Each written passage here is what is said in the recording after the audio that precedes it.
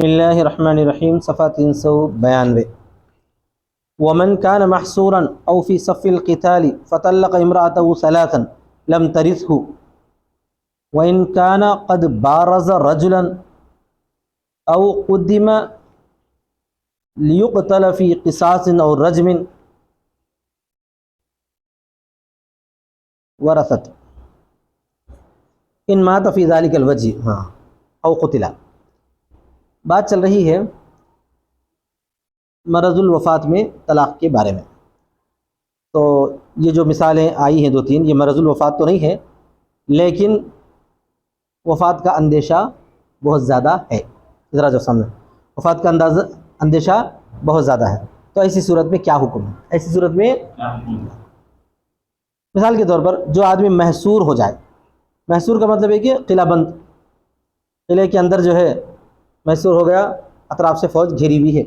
اب جیسے غزہ کی صورت حال ہے، سمجھو کیا ہے، او فی صف القتال، یا قتال کی صف میں موجود ہے، جنگ چل رہی ہے، ادھر سے کافر ادھر سے مسلمان۔ اب ایک فوجی اس وقت کیا کر رہا، مرنے سے پہلے اب جنگ شروع کرنے سے پہلے یا جنگ کے دوران طلق امرأتہ ثلاثا، اپنی بیوی کو کیا کر دیا، 3 طلاقیں دے دیا، 3 طلاقیں۔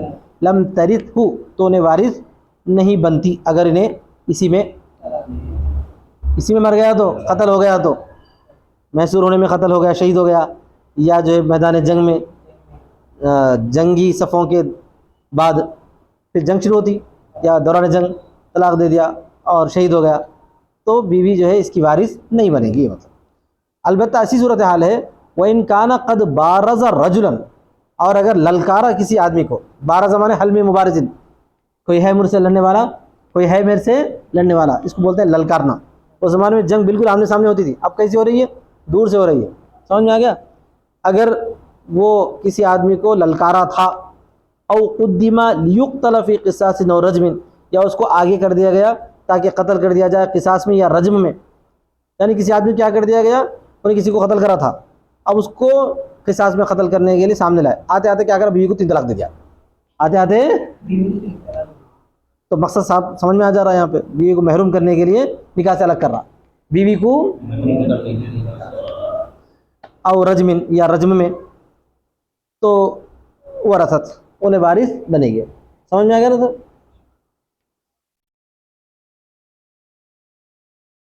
ان مات فی ذلک الوجہ، اگر وہ مر گیا اسی وجہ سے یا قتل کر دیا گیا، وہ اصلہ ما بینا، اور اصل وہ ہے جو ہم نے بیان کیا، ان امرأۃ الفاری ترث استحسانا، بھاگنے والے کی بیوی استحسانا وارث بنے گی، بھاگنے والے کی بیوی، بھاگنے والا وہ تو ابھی نے جو ہے وراثت بیوی کو دلانے سے بھاگ رہا ہے، یہ شمار کیا جائے گا، کیا شمار کیا جائے گا بھائی؟ دوسری صورت میں کسی کو مبارزے کے لیے یا للکارنے کے لیے آگے بڑھا وغیرہ۔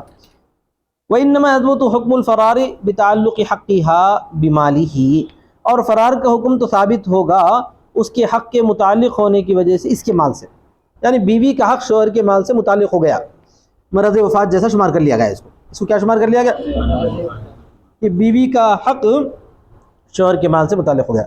وَإِنَّمَا يَتَعَلَّقُ بِمَرَضٍ يَخَافُ مِنْهُ الْهَلَاكَ غَالِبًا، اور وہ تو متعلق ہوتا ہے ایسے مرض سے جس سے ہلاکت کا خوف ہو، ایسے مرض سے، اسی کا نام ہے مرض الوفات۔ اب یہاں پہ مرض الوفات تو ہے نہیں، البتہ مبارزہ بھی تقریباً مرض الوفات کے جیسا ہی ہے غالباً، عام طور پر، کما اذا کان صاحب الفراش وهو ان يكون بحال لا يقوم بحوائجه كما يعتاده الاصحاء، جیسا کہ جب وہ صاحب فراش ہو جائے، جب وہ کیا مطلب فریش ہو جائے، صاحب فراش کو تو بستر والا، صاحب فراش یعنی فریش ہو جائے، اور وہ اس حالت میں ہو کہ نہیں کھڑا ہوتا ہو اپنی ضروریات کے لیے، نہیں کھڑا ہوتا ہو، تو اس کو مرض الوفات مان کے چلتے ہیں۔ کما یعتادہ الاصحاء، جیسا کہ تندرست لوگ اس کے عادی ہوتے ہیں، اب اپنی ضروریات کے لیے نہیں چل سکے وہ تو کیسا، استنجا وغیرہ کے لیے بھی جا نہیں سک رہا، تو ویسے آدمی کو کبھی کبھار ایسی طبیعت خراب ہو گئی، پیر کو مار لگا، بس وہ کیفیت نہیں، بلکہ ایسا ہو جائے بیماری میں کہ اب انہیں اٹھنے کے لائق بھی نہیں ہے، اس کو مرض الوفات بول کے چلتے ہیں، جیسا کہ تندرست لوگ عادی ہوتے ہیں۔ وقد يثبت حکم الفرار بما هو فی معنی المرض فی توجہ الہلاک الغالب، اور ثابت ہو جاتا ہے فرار کا حکم اس سے جو کہ مرض کے معنی میں ہو، غالباً ہلاک ہونے کے توجہ میں۔ کیا مطلب؟ جو اس مرض وفات کے معنی میں رہیں گا، جو اس کو بھی یہی سمجھا جائے گا کہ اس وقت اگر وہ طلاق دے رہا ہے تو وہ بھی فرار چاہ رہا ہے۔ بولو۔ اب جیسے جنگ ہے، دونوں کے ہاتھ میں تلوار ہے، سامنے مبارزے کے لیے آ گیا دوسرے کے سامنے، پھر اس وقت بول رہا اپنی بیوی کو میں نے تجھ کو 3 طلاق دے دی، تو کیا مطلب ہے؟ اب اس کو یقین ہو گیا کہ اب تو میں مرنے والا ہوں، مرنے سے پہلے کیا کروں گا؟ بیوی کو طلاق دے کے وراثت سے محروم کر دوں گا، یہ مقصد تھا اس کا۔ وما يكون الغالب منه السلامة لا يثبت به حكم الفرار، اور جس سے سلامتی غالب ہو، جس سے تو اس سے فرار کا حکم ثابت نہیں ہوگا۔ کوئی قلعے میں محصور ہو گئے تو محصور ہونے کا مطلب یہ نہیں کہ ابھی مر گئے، بلکہ دفاع کرتے نا بھائی، دفاع کرتے، مصالحت کر لیتے، کچھ بھی ہو سکتا، دفاع کرتے یا کچھ بھی ہو سکتا، تو فرار کا حکم ثابت نہیں ہوا۔ تو فرار کا حکم کب ثابت ہوگا؟ یا تو تخت دار پر لے جایا جائے قتل کرنے کے لیے، اس وقت طلاق دے رہا تو فرار کا حکم ثابت ہوگا، کیونکہ اب تو غالباً موت ہی موت ہے۔ اسی طرح کسی جنگ کرنے والے کے سامنے جو ہے مبارزہ کر کے آمنے سامنے کھڑے ہو گئے تو اس وقت بھی کیا ہوتا ہے؟ مرنے کا امکان زیادہ ہوتا ہے، تو اس وقت طلاق دینے کا مطلب ہے کہ انہیں فرار کو چاہ رہا ہے۔ آیا سمجھ میں؟ ٹھیک ہے۔ فالمحصور والذی فی صف القتال الغالب منہ السلامہ، جو آدمی محصور ہے اور وہ شخص جو قتال کی صف میں موجود ہے، جو آدمی قلعے میں محصور ہے یا قتال کی صف میں موجود ہے، غالباً وہاں پر سلامتی رہتی ہے، غالباً وہاں پر سلامتی۔ پوری جو ہے جماعت جاتی کیوں ہے؟ دشمن کو ہرانے کے مقصد سے ہی جاتی ہے، اور پوری جماعت ایک ساتھ جب رہے گی تو ایک دوسرے کے سپورٹ میں جو ہے لوگ دشمن سے مقابلہ کریں گے، تو غالب سلامتی ہے۔ لأن الحصن لدفع بأس العدو، اس لیے کہ قلعہ، محصور کا مطلب قلعے میں محصور، حصن مطلب قلعہ، اس لیے کہ قلعہ دشمن کی جنگ کو روکنے کے لیے، دشمن کے حملے کو روکنے کے لیے۔ بأس العدو بولے تو دشمن کی جنگ، دشمن کا حملہ براد ہے۔ وَكَذَا الْمَنَعَةُ، اسی طرح منعہ لشکر، منعہ مانع کی جمع ہے، روکنے والا، جمع کیا ہے اس کی؟ منعہ لشکر۔ لشکر کرتا کیا ہے؟ سامنے والوں کے حملوں کو روکتا ہے، تو پورا لشکر ایک ساتھ ہے، اس کو مرنے تھوڑی چھوڑیں گے وہ لوگ، تو میدان قتال کی صف میں موجود ہے کا مطلب یہ ہے کہ سلامتی ہی غالب ہے۔ کیا غالب ہے؟ سلامتی۔ فَلَا يَثْبُتُ بِحُكْمِ الْفَرَار، تو فرار کا حکم ثابت نہیں ہوگا۔ وَالَّذِي بَارَزَ، اور وہ شخص جو للکارا، بارزہ بولے تو هل من مبارز، کوئی ہے مجھ سے لڑنے والا، کوئی ہے اچکانا، ہاں سامنے والے کو ابھارنا، اچکانا۔ او قدم لیقتل، یا اس کو آگے کر دیا گیا تاکہ قتل کر دیا جائے، تو الغالب منہ الہلاک، وہاں پر ہلاکت غالب ہے، وہاں پر کیا غالب ہے؟ ہلاکت۔ تو اس وقت طلاق دینے کا مطلب کیا ہے بھائی؟ وراثت سے محروم کرنا چاہ رہا، فتحقق به الفرار، لہذا فرار اس سے ثابت ہو جائے گا۔ ولہذا اخوات تخرج على هذا الحرف، اسی طرح بہنیں اسی حرف پر نکلیں گی۔ کیا مطلب بھائی؟ اسی طرح اس کی بہنیں تو وہ دوسری چیزیں، حل من مبارزن بولنا، یا اسی طرح اور بھی دوسرے بہت سارے الفاظ ہونا۔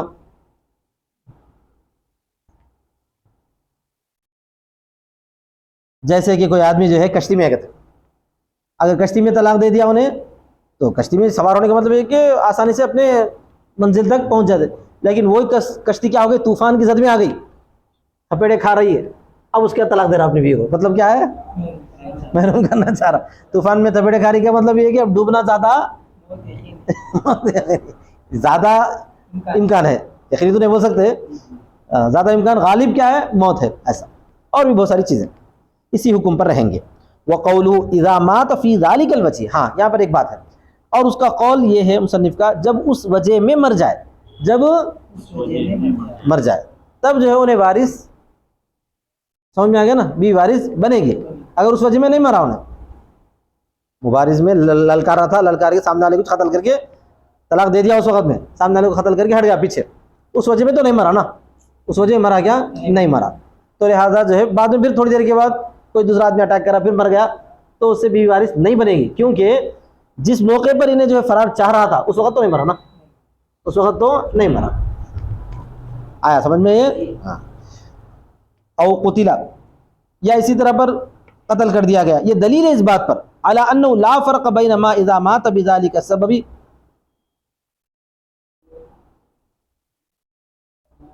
وقول اذا مات فی ذلک الوجہ او قتلا, اور اس کا قول جب مرے وہ اس وجہ میں یا قتل کر دیا جائے.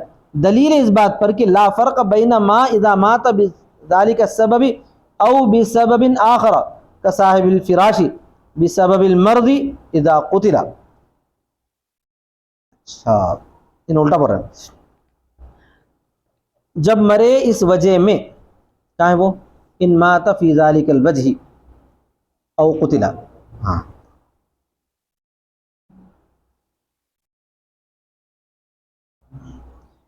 تو یہ ایسا ہی ہے للکارنے کے بعد, یہ ایسا ہی ہے للکارنے کے بعد قتل ہوا یا مر گیا, یا مر گیا. مر گیا مطلب اپنی موت مر گیا, سمجھ میں آ گیا, اس وجہ سے قتل کر دیا گیا ہو یا خود اپنی موت مرا ہو.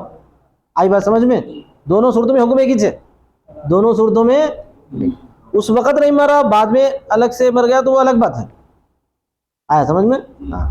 جس وقت للکارا تھا یا جس وقت اس کو جو ہے قتل کرنے کے لیے تختے دار پر لے جایا گیا تھا اس وقت وہ قتل ہو گیا, تب بھی حکم کیا ہے, بیوی کو وراثت ملے گی, بیوی کو وراثت ملے گی.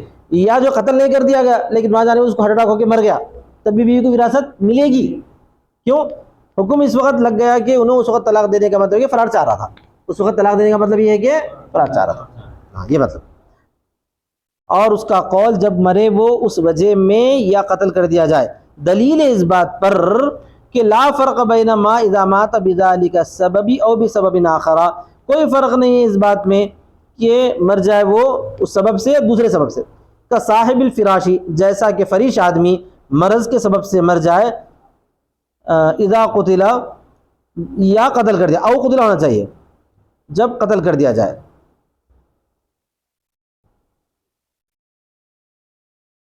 جیسا کہ صاحب فراش مر جائے مرض کے سبب یا قتل کر دیا جائے. صاحب فراش کا مطلب فریش آدمی کوئی پڑا ہوا ہے, انہیں اس وقت میں اپنی بیوی کو 3 طلاقیں دے دیا تو کیا مطلب فرار چاہ رہا تھا, وہ نہیں کیا سمجھیں گے, لیکن وہ بیماری سے نہیں مرا, قتل کر دیا گیا اس کو, تب بھی فرار میں شمار کیا گیا, نہیں کیا گیا, فرار میں شمار کیا گیا. بس تو حکم یہ ہے کہ ایسی صورت میں بیوی کو وراثت ملے گی. خلاصہ کیا ہوا؟ خلاصہ یہ ہوا کہ ہر ایسا موقع جس میں موت کا امکان غالب ہو اس وقت میں طلاق دینا یہ فرار ہونے کی نشانی ہے. تو لہذا اگر ویسا طلاق دے دیا جائے پھر اس کے بعد اس کو قتل کر دیا جائے یا وہ مر جائے تو اس وقت وراثت بیوی کو ملے گی. آئی بات سمجھ میں؟ جب بیوی کو وراثت ملے گی کا مطلب یہ کیوں نہیں, عدت بھی کون سی گزارے گی, پھر وفات کی عدت گزاریں گی 4 مہینے. الحمد للہ.